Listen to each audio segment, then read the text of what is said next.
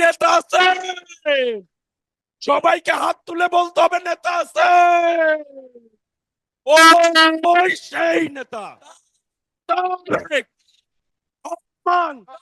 এখন বন্ধ তারেক রহমান। বন্ধ বন্ধ বন্ধ তারেক রহমান বীরের বেশে বন্ধ বীরে বাংলাদেশে এই জন্য রহমান বীরের বেশে বিসমিল্লাহির রহমানির রহিম। নেত্রী আছে? সবাইকে হাত তুলে বলতে হবে নেত্রী আছে। ওই সেই নেত্রী খালেদা জিয়া। খালেদা স্বাধীনতার ঘোষক জিয়া। লাও লাও লাও সালাম। বাংলাদেশের অপর নাম বন্ধ করো বন্ধ করো বন্ধ করো বন্ধ স্বাধীনতার অপর নাম। এই বন্ধ করো বন্ধ করো স্লোগান বন্ধ করো। ভাইরা বক্তব্য রাখছেন প্রধান অতিথি দেশ নায়ক তারেক রহমান। সবাই বসে পড়বেন। সবাই বসে ধৈর্য সহকারে বক্তব্য শুনুন। বিসমিল্লাহির রহমানির রহিম। আসসালামু আলাইকুম। প্রিয় বাংলাদেশ, আজ কারামুক্ত পুরো বাংলাদেশটাকেই বিগত 15 বছর ধরে বন্দি করে ফেলা হয়েছিল। আয়নাঘর মুক্ত আজ আমাদের প্রিয় বাংলাদেশ। বিরোধী মতের মানুষকে আয়নাঘরে আটকে রাখা হতো, আজ উন্মুক্ত হয়েছে গণতন্ত্রের দ্বার। আজ মুক্ত স্বাধীন প্রিয় বাংলাদেশ। প্রিয় বাংলাদেশের সাহসী ছাত্র জনতাকে বিরচিত অভিনন্দন। প্রিয় দেশবাসী, আপনাদের ঐক্যবদ্ধ আন্দোলনে গণহত্যাকারী হাসিনা দেশ ছেড়ে পালিয়েছে। প্রমাণ হয়েছে আবারও মুক্তিযুদ্ধের বাংলাদেশ কখনো পরাজয় মানে না, মানতে পারে না এবং মানবে না। বাংলাদেশের পক্ষের শক্তি ঐক্যবদ্ধ থাকলে কোনো অপশক্তি বাংলাদেশকে দমিয়ে রাখতে পারবে না ইনশাআল্লাহ। 1971 এর মুক্তিযুদ্ধ আর 2024-এর মুক্তিযুদ্ধ, উভয় মুক্তিযুদ্ধেই জনগণের বার্তা একটি। কি সেটি? সেই বার্তা হলো শর্ত দিয়ে স্বাধীনতা হয় না। স্বাধীনতা প্রিয় জনগণ স্বাধীনতা অর্জন কিংবা স্বাধীনতা রক্ষায় কোনো শর্ত মানে না, মানতে রাজি না। গণহত্যাকারী স্বৈরাচারী হাসিনা পালিয়ে যাবার পরে বাংলাদেশ থেকে, প্রিয় বাংলাদেশ থেকে আমি যত মানুষের সাথে কথা বলেছি, প্রতিটি মানুষ অনুভূতি প্রকাশের প্রথম উচ্চারণ ছিল বাংলাদেশ স্বাধীন হয়েছে। স্বাধীন বাংলাদেশ থেকে বলছি। দেশ এবং জনগণকে স্বাধীন করতে গিয়ে চোখে মুখে বুকে গুলি আলিঙ্গন করা আবু সাইদ কিংবা মুগ্ধের মতন হাজারো ছাত্র ছাত্রী তরুণ তরুণীকে প্রাণ বিসর্জন দিতে হয়েছে। আহত হয়েছেন অসংখ্য অগণিত মানুষ।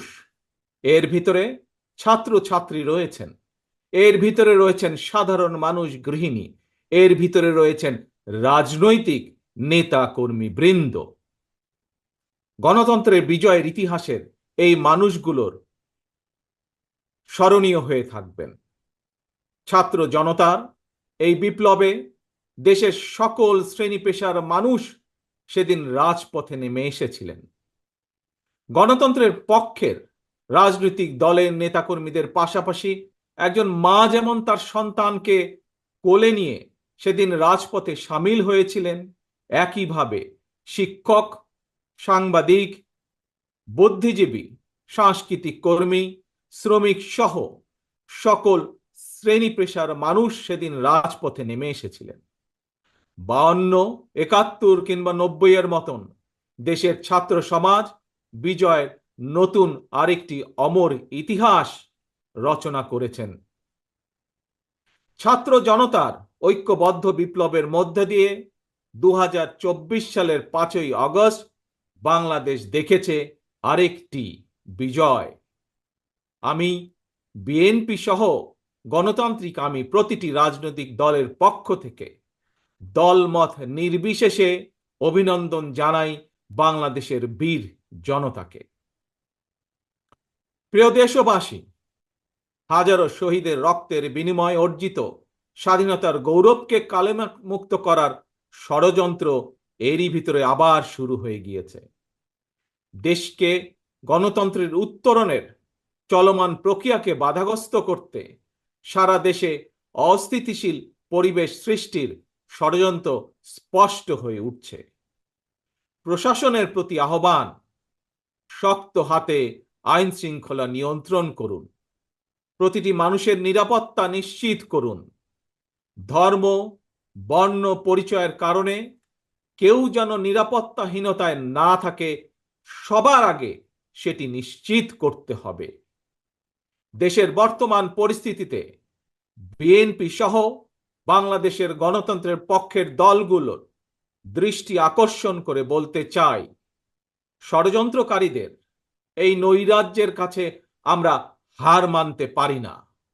আমি বিশেষ করে এই মুহূর্তে দেশের সবচেয়ে বড় এবং জনপ্রিয় রাজনৈতিক দল হিসাবে সারা দেশে বিএনপির সর্বস্তরের নেতাকর্মীর প্রতি আহ্বান রেখে বলতে চাই, আপনারা যিনি যেখানে বসবাস করেন সেখানে আপনার বন্ধু কিংবা পাড়া প্রতিবেশী, তিনি মুসলমান, বৌদ্ধ, হিন্দু, খ্রিস্টান, ধর্মীয় পরিচয় যাই হোক না কেন, বিশ্বাস যাই হোক না কেন, তার নিরাপত্তায় আপনি ঢাল হিসাবে দাঁড়িয়ে দৃষ্টান্ত স্থাপন করুন।